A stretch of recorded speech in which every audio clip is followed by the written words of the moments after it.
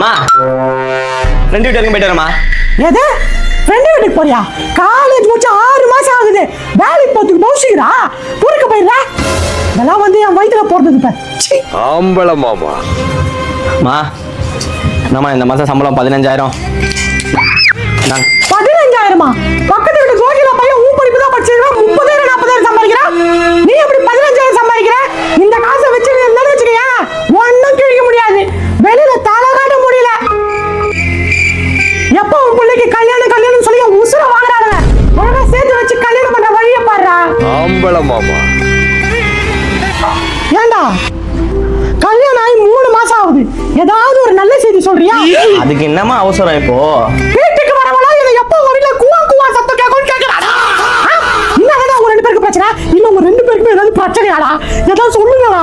ஆம்பள மாமா. 11 மணி ஆகுது. ஏய் நில்றா. 11 மணி ஆகுது, இப்பதான் வருவாங்களா? வீட்டுல பச்சை குழந்தை இருக்குன்னு அறிவில்ல? ஏமா குழந்தை பிறந்து அந்த செலவு இந்த செலவுன்னு ரொம்ப டைட் ஆயிடுச்சுமா, அதமா ஓட்டி பார்த்துட்டு வரேன். ஊர் உலகத்துல எல்லாம் குழந்தை குட்டியை பெத்து போடலையா? நீ ஏதோ அதிசயமா பெத்து போட்ட மாதிரி பேசுற.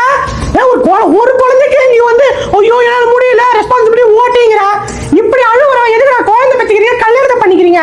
ஆம்பள மாமா. இவன் இப்படி சொல்றான் இவன் இப்படி சொல்றான்ட்டு என்னோட வாழ்க்கையை எப்படி வாழணுன்றதே என்னை மறக்கடிச்சிட்டீங்களேடா.